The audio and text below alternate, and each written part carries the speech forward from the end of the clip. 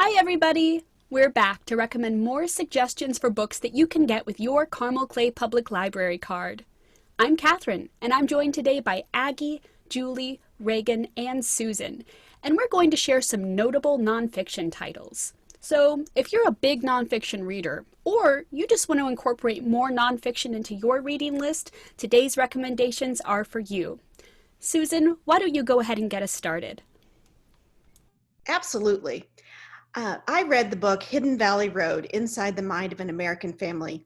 It's written by Robert Kolker, who tells a stunning story of a family with 12 children, 6 of whom were diagnosed with schizophrenia. The Galvin family settled in Colorado when Don Galvin's work brought him to the Air Force Academy. The first of the children was born in 1945 and the last in 1965. There were 10 boys and the last 2 were girls. By the mid-1970s, 6 of the 10 boys were diagnosed with schizophrenia. What appeared to be an idyllic family was in fact one that had psychological breakdowns, horrific violence, and abuse. The Galvin family became one of the first families to be studied by the National Institute of Mental Health. Interspersed through this book is the detailing of the multitudes of methods that society and science have used over the centuries to try to treat patients with schizophrenia, some of which is rather horrifying in retrospect. The book details each sibling's story, the impact the illness had on each of them, and the various efforts the parents took to try to help and treat each of the boys. The Galvin family story is told with great compassion and shows the immense struggle they went through to get help for their family, a struggle many people have experienced before and continue to experience now. Kudos to the Galvin family for working hard to share this story with all of us so that we have a spotlight and an better understanding of the mental health issues and specifically schizophrenia issues that people face. I cannot recommend this book highly enough. It's really impactful. Hidden Valley Road is available in the library catalog collection in print, ebook, and as a downloadable audiobook. How about you, Julie? Thanks, Susan. Dearie, The Remarkable Life of Julia Child by Bob Spitz takes readers into the life of Julia Child before she knew how to cook, before she was famous, and before she met her husband, Paul, who introduced her life to French food, which changed the trajectory of her life forever. Julia's life before fame is just as interesting as her life after. This book was a treat, and I consumed it quickly. Dearie chronicles Julia's struggles, perseverance, and determination, even though she didn't always know what she wanted to do next in life. Spitz's storytelling shows Julia for what she was, brilliant and flawed. You don't have to be a foodie, a cook, or familiar with French cuisine to appreciate this story. It's an enjoyable read for those who like biographies, have an appetite for a good success story, or want a heartwarming book equivalent of comfort food.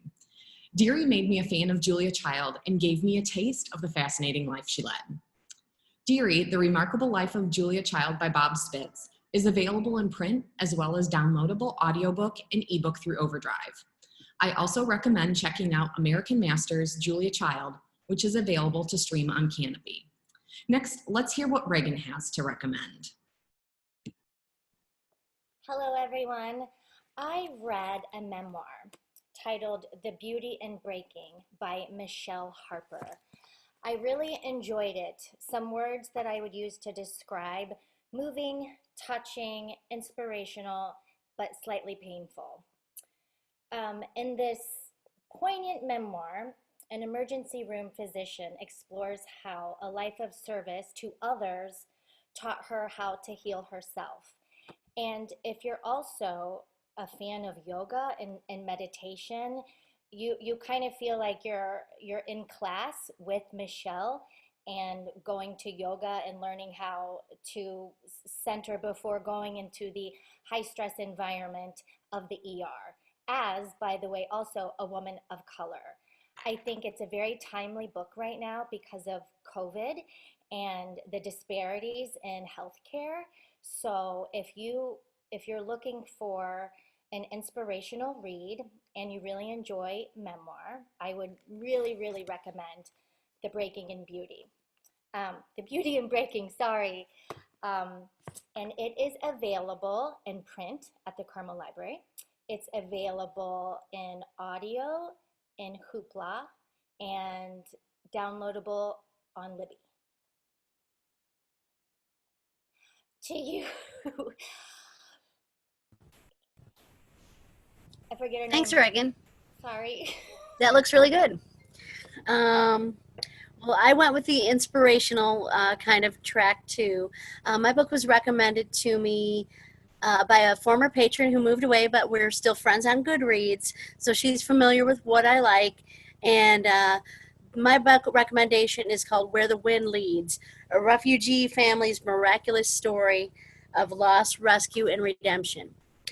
It's about the Chung family from Vietnam after the fall of the Vietnamese Empire, after the American troops left in 1975.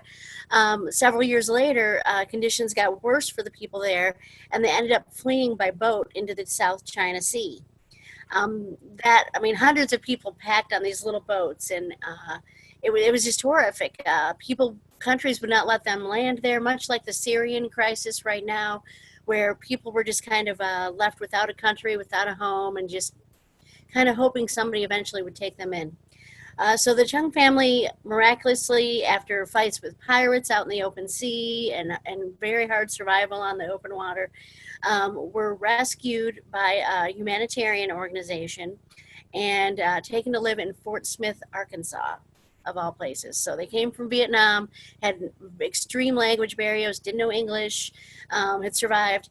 And there were 11 children, and all of them went on to eventually go to Ivy League schools, becomes doctors, lawyers. One was a Fulbright scholar. And Dr. Vinh Chung is the one that wrote the book about their family's struggle in Vietnam on the water, getting rescued, eventually learning English and getting accepted to Harvard Medical School. He is now a practicing physician and is on the board of the World Vision organization that rescued he and his family. This book has it all. It has heartbreak, sadness, redemption, just the fact that anybody can overcome anything and really make something great of themselves. It really reminded me of Unbroken by Laura Hillenbrand, the World War II veteran story that was made into a movie several years ago, and also recently Uneducated by Tara Westover.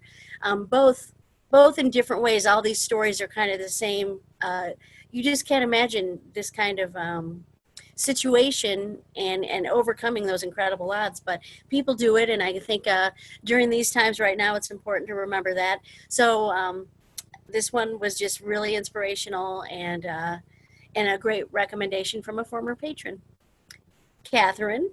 I love that one. We librarians get good book recommendations from you guys too, so thank you for that.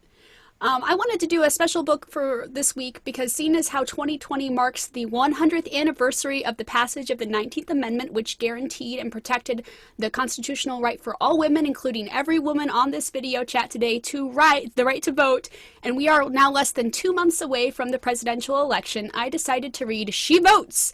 How U.S. Women Won Suffrage and What Happened Next by Bridget Quinn. I have an art history degree, so I really appreciated the 100 illustrations all done by female artists that littered the pages of this book. They were gorgeous. She Votes recounts the struggle for women's voting rights in the United States, and it includes dynamic women ranging from Elizabeth Cady Stanton all the way to Audre Lorde. And if you're not familiar with the poetry of Audre Lorde, go check it out today. She Votes is perfect for anyone who wants to learn more about the 19th Amendment and the journey to equal representation. If you end up reading this and you really enjoy She Votes, you may also want to pick up another title by this author, Bridget Quinn's Broad Strokes, 15 Women Who Made Art and Made History in that order. She Votes by Bridget Quinn is currently available as an ebook in the library's Overdrive digital collection. Thank you so much today to Aggie, Julie, Reagan, and Susan for their fantastic nonfiction recommendations for us. And if you're looking for your next great read, don't forget that the library's West Branch recently expanded the curbside hours for pickup for your convenience. Happy reading, and we hope to see you again soon. Bye!